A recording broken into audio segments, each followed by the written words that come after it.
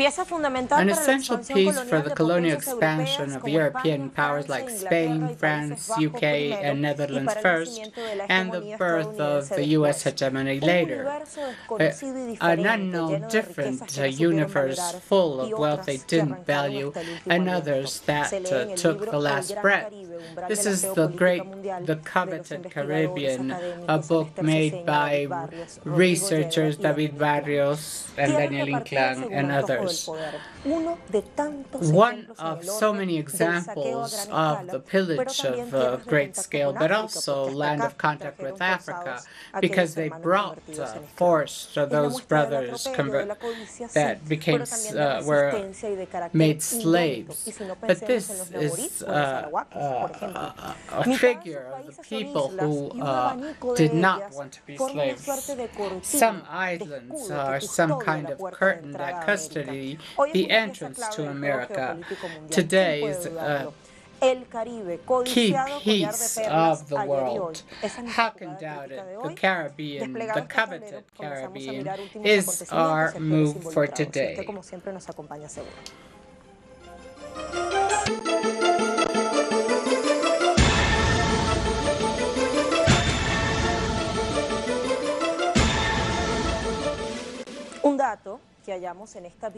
A cat that we found in this bibliography we just quoted and that gave us an idea of the geostrategic importance is the following.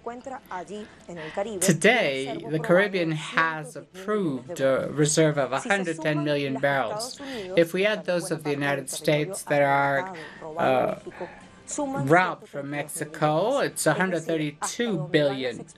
Until explorations say the Mexican Gulf reserves in Caribbean are equivalent almost to those of Iran, 136 trillion barrels. They're why they are called key. We are preparing the summit, the first summit of CALC, which is called like that until now, the Latin American Caribbean Community. And this is historic because this is the first time that we have in the horizon an organization of the countries of Latin America and the Caribbean without the United States and Canada and without Europe.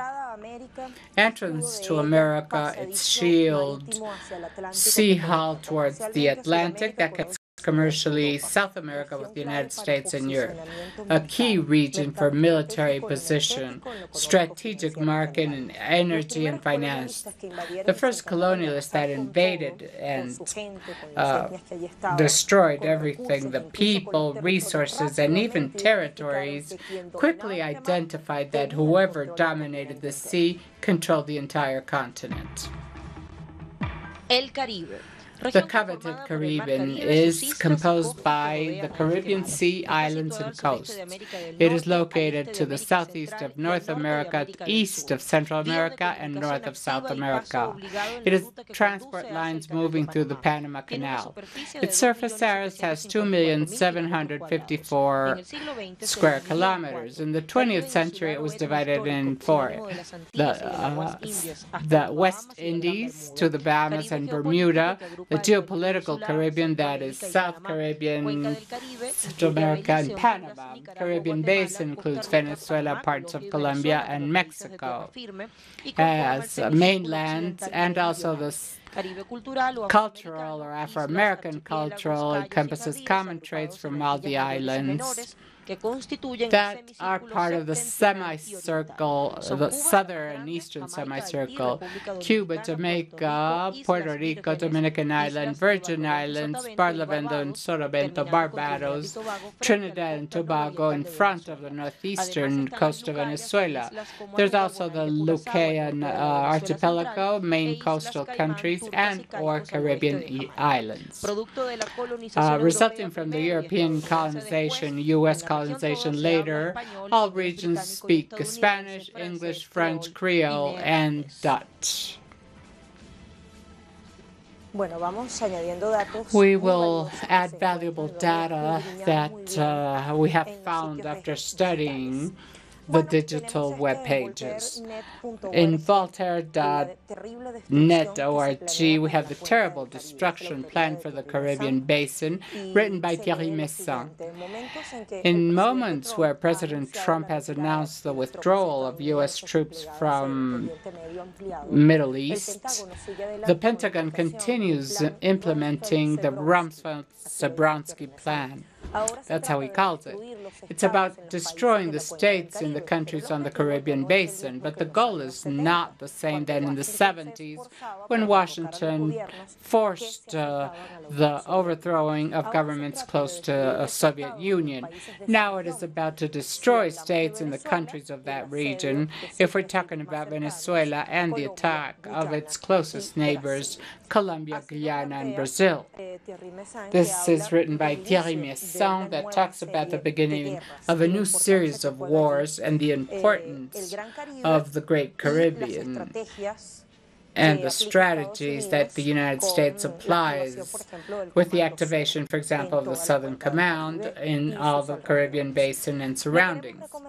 We want to recommend in the Latin American Geopolitical Observatory the book Threshold of Geopolitical Caribbean Policy, written by several authors.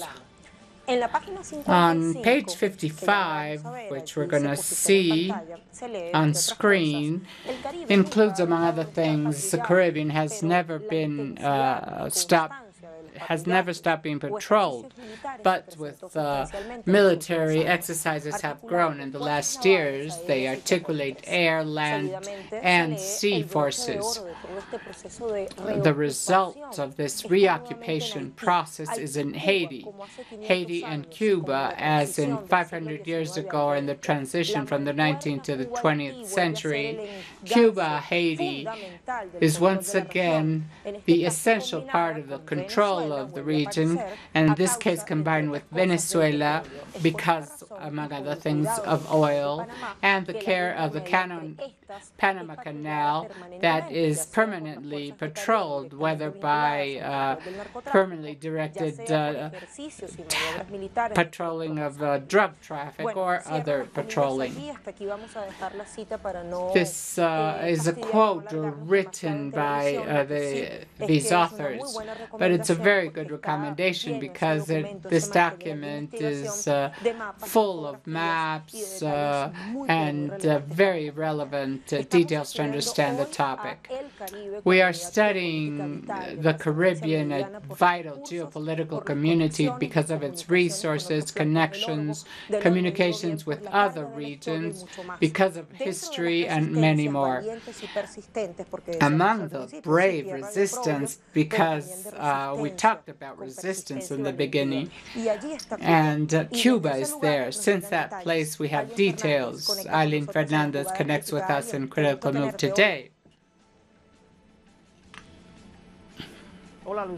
Hello, Lucia. It's a pleasure to greet you.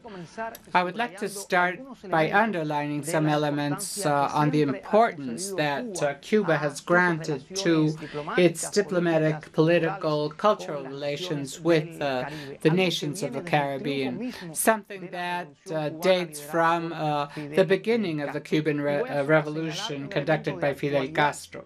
And I will mention some current data that shows how this policy has continued, and it is related to the visit of Cuban President Miguel Díaz-Canel to Jamaica, one of his first visits abroad, after being invited by the Board of Governors of the Caribbean. There, he defined this geographic zone that seems very interesting. He said it is about a sea that we share as the cradle and challenging cradle and home. That challenging home that has many challenges, of which President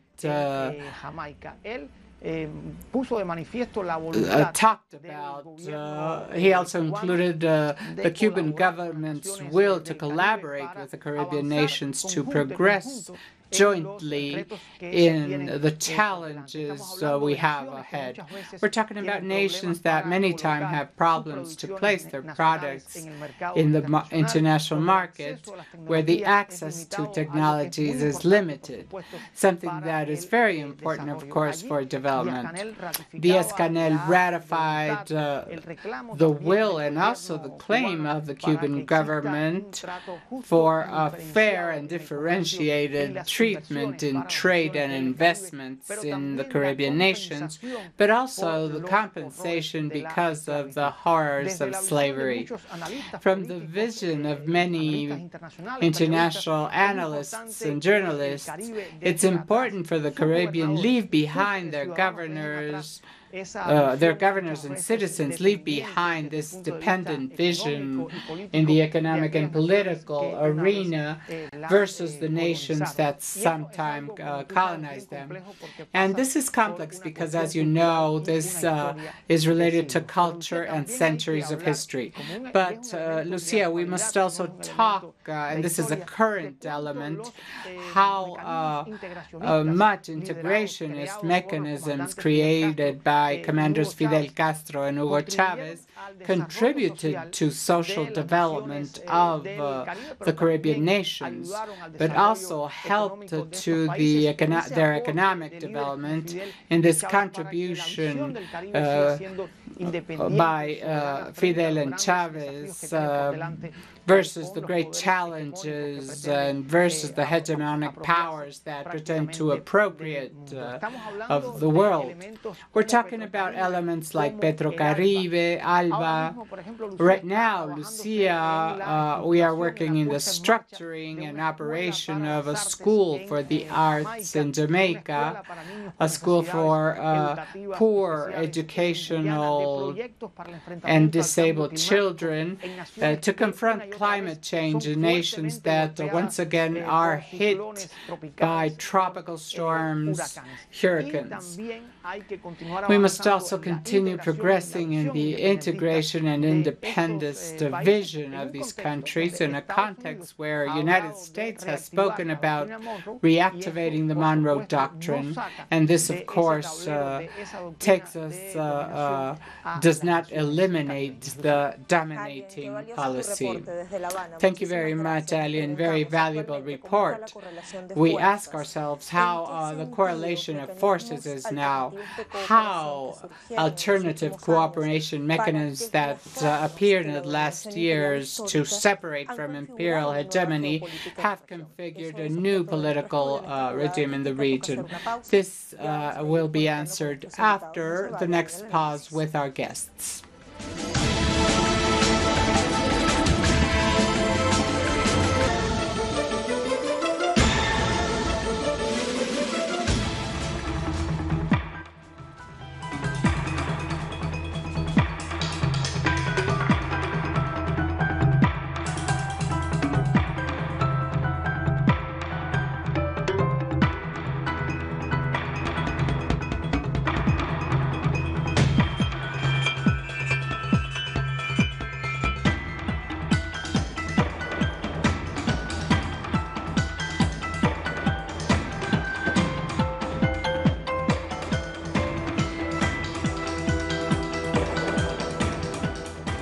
Estamos de vuelta. Para quien se conecta a esta hora, recuerdo el título de nuestra jugada, El Caribe, codiciado collar de perlas ayer y hoy. Vamos ahora al portal de investigación venezolano que agrupa a periodistas, a columnistas, investigadores independientes. Este artículo se prepara un nuevo cerco desde la OEA, embargo y el factor petrocaribe. Hay datos importantes y volvemos a embargo and Petrocaribe factor. The wish of stopping Petrocaribe is added to the Washington's need to get an institutional vehicle through OAS and to take away the unilateral circle against the South American nation, Venezuela, and press the rest of the region's nation in search of more allies. The Caribbean allies have worked as a containment wall another topic added here.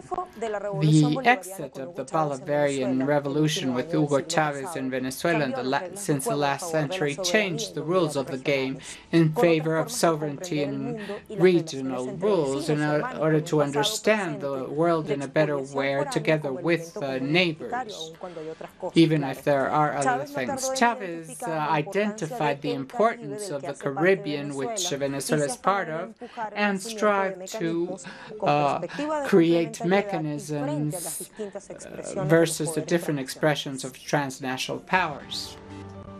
This is how the Bolivarian Alliance for the Peoples, ALBA TCP, was born in 2004 with Venezuela and Cuba, Bolivia, Nicaragua, Honduras, Dominica, St. Vincent, Grenadines, Antigua, Barbuda, and Ecuador. On June 2005, also with Venezuela, Petrocaribe was founded by 14 countries: Cuba, Dominican Republic, Antigua, Barbuda, Bahamas, Belize, Dominica, Grenada, Guyana, Jamaica, Suriname, Santa Lucia, Guatemala, St. Cristobal and Nieves, St. Vincent, Grenadines, and Honduras, suspended after the coup against President José Manuel Zelaya. Then came Haiti and Nicaragua. In 2010, ECLAC was born with all the countries of the continent excepting the United States and Canada. These mechanisms considerably changed the correlation of forces in the region, and even if the United States was not fully expelled, its powers self-granted on the zone were taken away. This made the empire create a new offensive, the creation of the Caribbean security strategy, and later the disarticulation of Petrocaribe to monopolize the oil market and circle Venezuela. In 2018, former Secretary of State Tillerson stopped in Jamaica, a country chosen to penetrate from the inside, and talked about reaching more independence in the Caribbean, and also imposed a battery of sanctions against the Caribbean members and versus mixed companies composed by PDVSA and its peers in the region. I would like to add, as always when we reach this point, the vision of our analysts.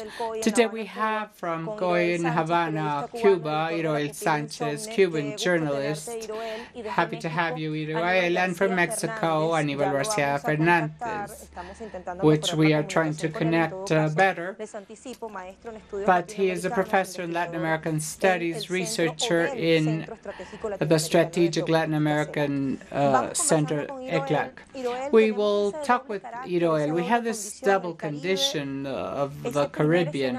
This first scenario that the capitalistic forces deployed from Europe crossing the unknown sea, but it's also the point of the starting point of a rebellion that several times tried to free itself from the occupation, although several islands keep the colonial regime. Can we assume the Caribbean as a unit from the geopolitical point of view, but identity, cultural, political point of view? We can talk about a unit from diversity because there's a cultural diversity and even a diversity of languages, but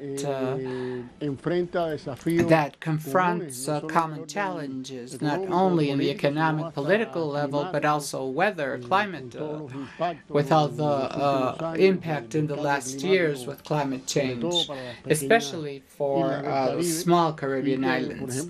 For example, is constantly hit by hurricanes. In the case of Haiti, by a terrible earthquake in 2010. So it's a diversity that has roots and challenges that are common, and that are even linked bonded by the same sea, that gives them the name in front of a neighbor like the United States that has marked our history of military intervention, aggressions. We must see that the Caribbean are not only the islands. There is the mainland that is in Mexico, Guyana, Central American countries that have their coasts to the Caribbean, and that throughout the last years have also been trying to respond with integration to these challenges. And the best name for the Caribbean was given by the great Dominican intellectual Juan Bosch when he called it imperial border in his book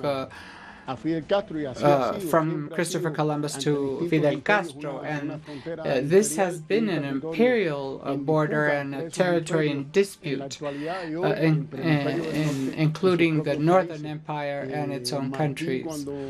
When Martí was working for Cuba's Cuba and Puerto Rico's independence, he said that it's not two islands we will going to free, it's a world we want to free, because of the strategic role of the Caribbean in America, firstly, and its impact and strategic nature internationally. Hiroel, before passing the floor to Aníbal, whom we have perfectly contacted, before asking about your country, what did Haiti mean in the processes of colonization and independence, the first experiment of expulsion of those colonial powers, and all the rebellions throughout the years in that land? No, exactamente.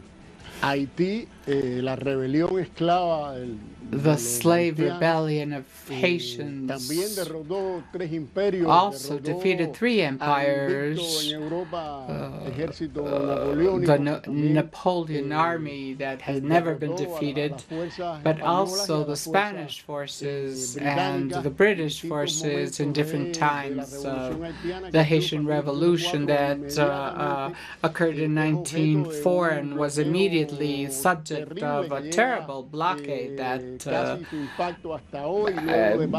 has its impact even until now, after several U.S. interventions to delete this example of rebellion and self-determination that endangered the interests of the power in the region.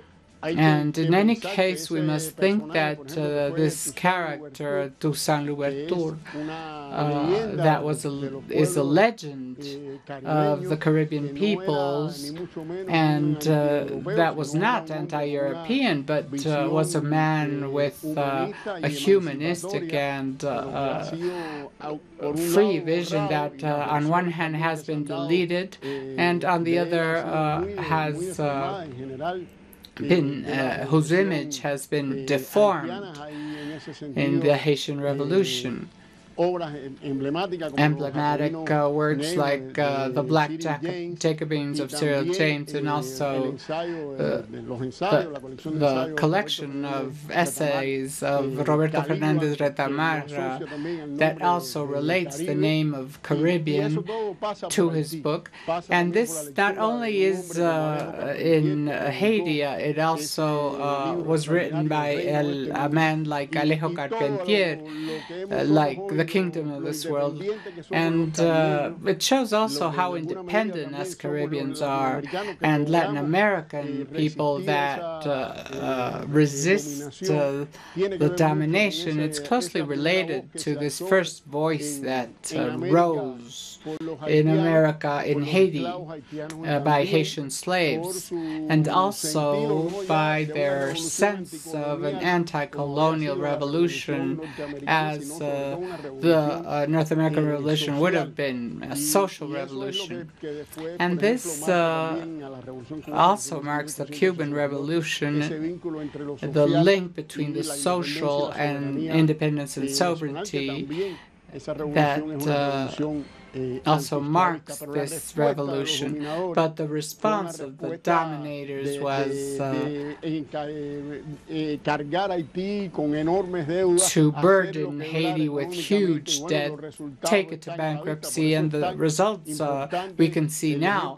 This is why it's so important, the example of solidarity that Fidel and Chavez always conducted versus Haiti, a nation that we owe so much, that has not only been hit by nature, but also centuries of colonialism, dictatorships, all always allied to imperial interests. Thank you, Iroel. I will now like to give the floor to Aníbal García Fernández, Master in Latin American Studies and researcher of CELAC. Aníbal, bienvenido. Welcome, Aníbal. A la jugada crítica de Telesur. Y quiero conversar contigo sobre I would like to ask you about the different integration mechanisms that arose in the region to make this Caribbean identity have a dialogue within diversity, but in a bloc, in a multipolar scenario. What counterweight has this meant to the U.S. hegemony, and how has it created a new policy in the region, if any? And is the U.S. strategy rethinking its strategy? I would start by saying that something important for the United States was to create the Caribbean Initiative in the 80s, and then it continued with another initiative, and they changed the policy and looked more to North America at the end of the 20th century, more or less, and also very important for the region that is related to the Venezuelan coup, where the U.S. trade law pretended to incorporate the Great Caribbean as a region, tried to place a counterweight to what they tried to do in the United States. We must remember that the Caribbean countries, the Antilles, have energy resources, and the answer by Venezuela and Chavez, Petrocaribe, but the response of the United States in the 80s and the 90s was clear. We must remember that in the particular case of Latin America, especially Caribbean and Cuba, those relations were reconfigured. Now, beyond 2002, there has been some kind of independence from the United States, and the counterweight that to this date has become an important way of changing geopolitics in the Caribbean versus the United States. Since the times of Hugo Chavez, displacing Petrocaribe seems to be part of the U.S. strategy in the region. Yes, it's one of the important parts of U.S. strategy, especially because it is related or is linked to the particular situation of the large amount of energy. The United States has a strategy to become a world energy power, and in geopolitical terms, the part where United States could expand is the Great Caribbean. As I mentioned before, Mexico, Central America, main Antilles, and one of the important parts is Venezuela. That has been a country that has has had a different integration, and this is important because since the United States changed its strategy that goes beyond trade, they have seen a multipolar world growing, and Petrocaribe in Venezuela also means having resources that makes Venezuela one of the main oil powers in the world. Let's go back to Iroel. Thank you, Aníbal. Iroel, in the safeguard and defense of the territories and resources of our region, Cuba has had a very important role, and they haven't been able to defeat it since the arrival of Fidel Castro in the revolution. Does this represent a symbolic chart with the facts and also symbols? Yes, the Caribbean people saw in the Cuban Revolution an example of dignity, and how a small island, the main island of the Caribbean, that had all those rebel slaves of Haiti reached power and confronted all empires. That's symbolic nature you're talking about is important. And besides, they did it bravely because in 1972, where the blockade was harshest and Cuba suffered many aggressions, 4 Caribbean states, Jamaica, Trinidad and Tobago, Barbados, and Guyana agreed to reestablish relations with Cuba and challenge the U.S. politics. Since then, other Caribbean countries have joined us and all have relations, and not only relations with Cuba, but a close collaboration with us.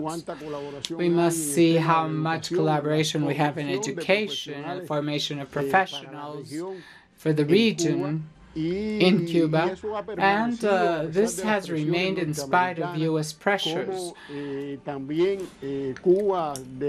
Also, Cuba, from ALBA, Petrocaribe, in collaboration with Venezuela, has supported social programs of these governments in those countries and how they have reacted versus natural phenomena that have hit these small insular states. And that, as I said, is not only symbolic, but it is real and practical in the lives of many Caribbean people that see Cuba as an example of solidarity, dignity, and brother and sisterhood. As you remember, this is how Commander Fidel Castro sees it, and the direction of the Cuban Revolution continues to see it. And I would say that this is in the genes of Cuban people, this solidarity practice, and we'll always remember the example that while the most powerful powers of the world have assaulted us, the weak, small partners have joined us, with us, in all spaces of integration like CARICOM, and have always had a very close relation with Cuba.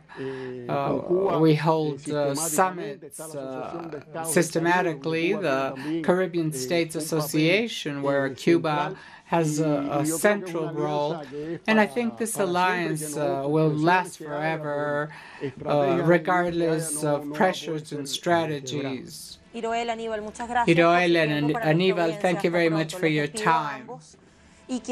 I would like to contribute with this data. In June 2010, during the launching of the Security Initiative for the Caribbean Basin, Secretary of State Hillary Clinton said that there was a perception we were absent of the region, the Caribbean.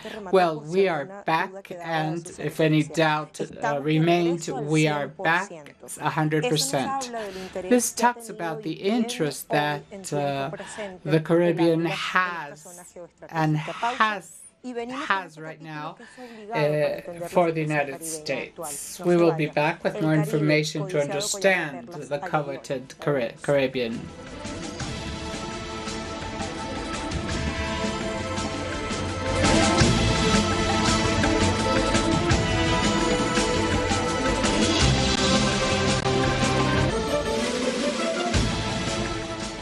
El Caribe, codiciado collar de perlas The ayer y hoy. Caribbean, Fue el primer escenario coveted donde Estados Caribbean. It was Unidos the disputó first scenario where the United States disputed hegemony, first with the British and then openly with all the heavy artillery to conquest what it deemed was its property.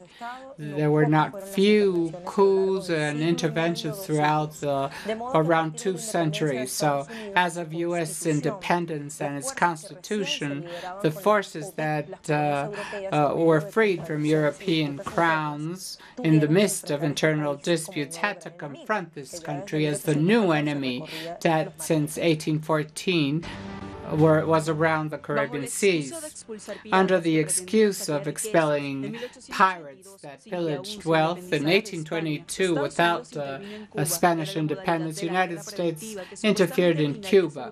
It was the modality for the so-called national security against pirates.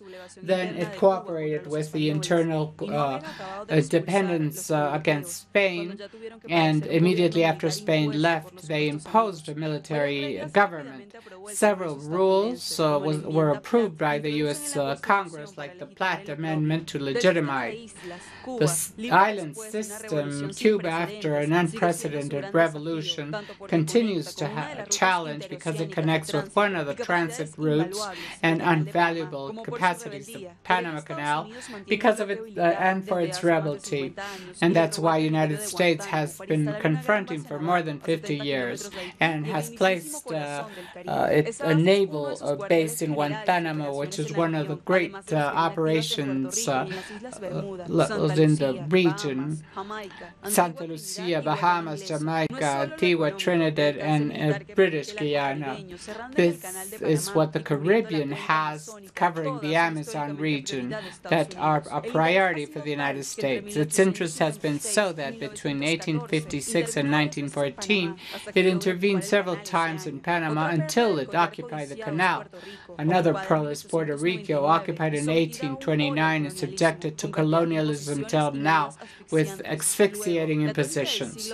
Now, the 20th century mode was the coup that derived in highly repressive dictatorships. For this, they installed the School of the Americas to train militaries and overthrow governments. The Southern Command, the definition of the Free Trade Zone for ALCA or NAFTA, and the CIA. After this review, I introduced you to Edgardo Ramírez, internationalist, sociologist, expert in oil and development, professor of the International School of the University of Venezuela. We have an important data in our historic review. Cubans had just expelled Spanish, and they already had a U.S. occupation. Nevertheless, the revolution, unprecedented revolution, came later, and the mission for the Cuban people has been an invariable position throughout history and has been a model. They have not been able to overthrow Cuba. I think there's an essential variable. That's essential when we're dealing with the topic of Caribbean, because Cuba proposed a development process and organization of society different to the capitalistic structure.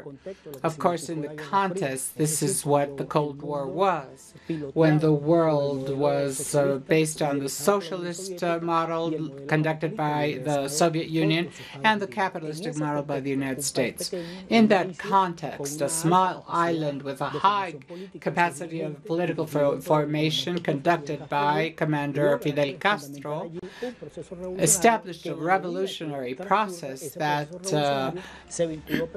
was perfectly linked to the Caribbean, Africa, and Latin America, in spite of the fact that in 60 years of revolution still hasn't blockade against the island. I want to ask you something we saw before related to alternative cooperation mechanisms. To what point did they allow to configure a new regional geopolitics to contain the U.S. hegemony? As a result of the last success of the right wing in the region, will these survive? After the fall of the socialist world, all the U.S. hegemony proposed for Latin America and the Caribbean ALCA. The great effort was ALCA through Puebla-Panama plan that planned a corridor of the Atlantic and the Pacific Oceans. So the United States, through Mexico, Fox's Mexico, wanted to control the Caribbean through neoliberal processes. They controlled natural wealth, communications, and of course, a policy against migrant movements in Central America. With this ordering of ALCA in Central America, called Plan Puebla, Commander Chavez proposed an alternative for the peoples, a political scenario, but also including the economic scenario that was different from the transnational scheme. And this is Petrocaribe, an essential element to take oil away from the transnationals, and that also sold oil to Caribbean countries at very high costs. So there's an element of Commander Chavez. First, ALBA with Commander Fidel Castro and Petrocaribe. There's an essential element that we must rescue now with the second part of your question. But first, they defeated ALCA or NAFTA, and with the defeat of ALCA, the Puebla-Panama plan was also buried. But now we have OAS. This is very important.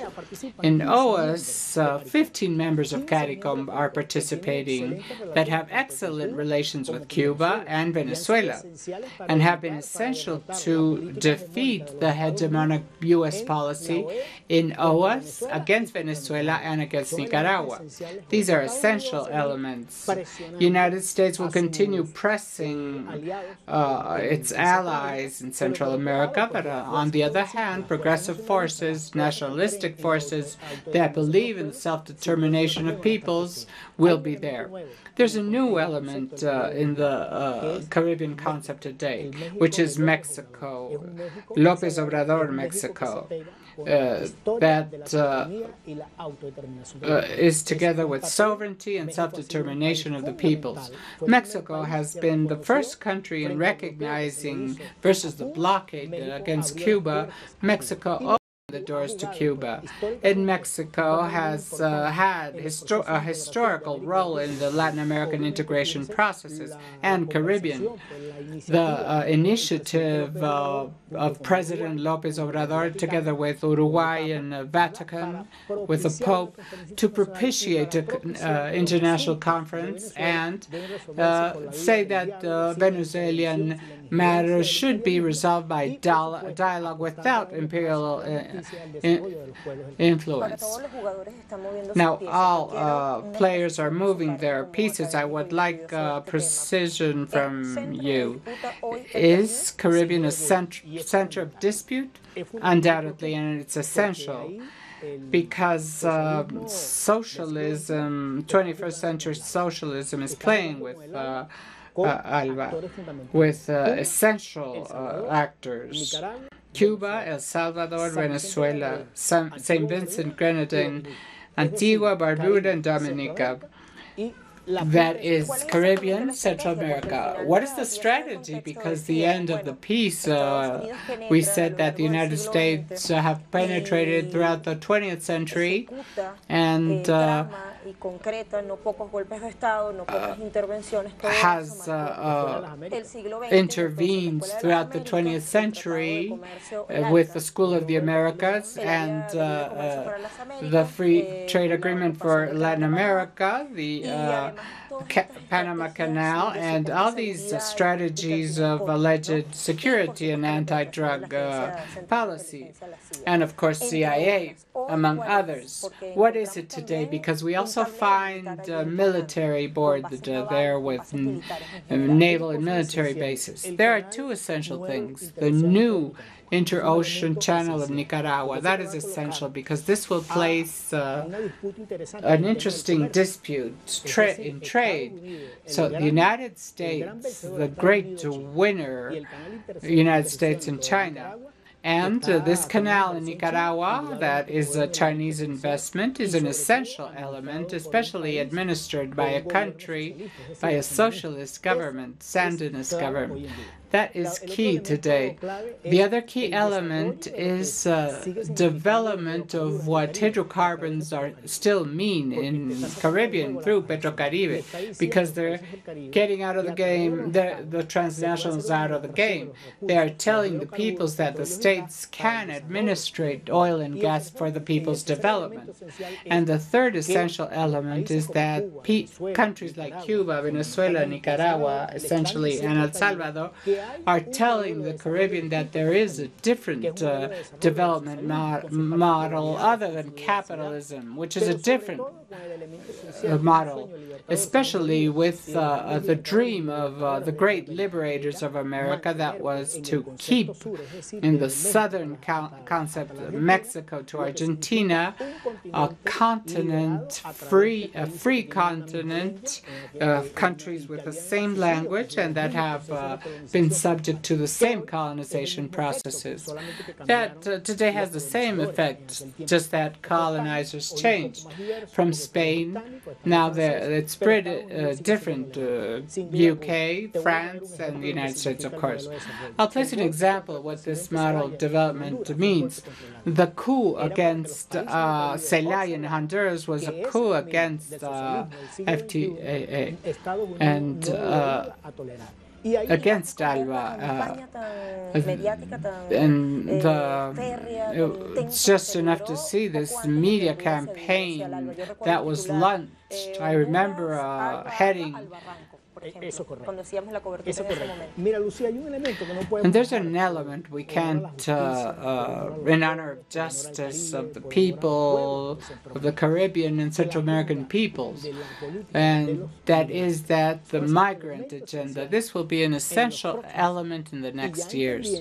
And understanding that conducting Mexico, which is a great country, the Mexico we want next to us, and Mexico, because Mexico is pure roots, will play an essential element in, with President López Obrador's policy for migrants not be repressed, and the other essential element is the struggle against drug traffic. Because if something has damaged the Caribbean, Central America, Venezuela, the people of Colombia, and the people of Mexico, is the business, the drug business.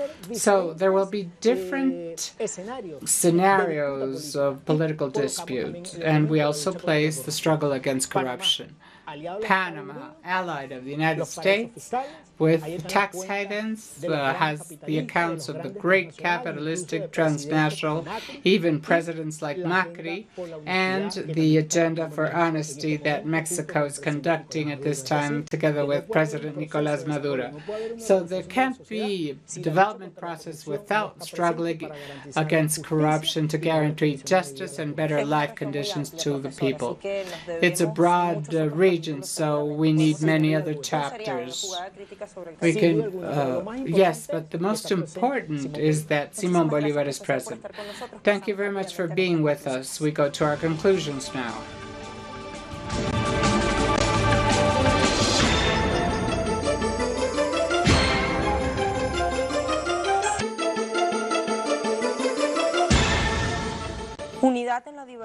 Unity and diversity with challenges, common challenges since the colonization of the continent, and then the political supremacy was transferred to the United States. Even when Europe, especially Netherlands, France, and Great Britain, still keep territories, the United States has never left and has reinforced its presence in the last year. So it's truly a territory in dispute, and leaving it free is not in imperial plans. In the 21st century, the rise of power of the Venezuelan Revolution is added to the Caribbean influence that Cuba started building after the revolution. Initiatives like Petrocaribe and ALBA has been a barrier to colonialism. Control of Caribbean has two essential points, Cuba in the northern border and Venezuela in the southern part. And Haiti is included as a control basis in all that geographic area. Mexico will be essential. This critical move, as we said, deserves new chapters. We end this first one now, and we will meet in tomorrow. Thank you.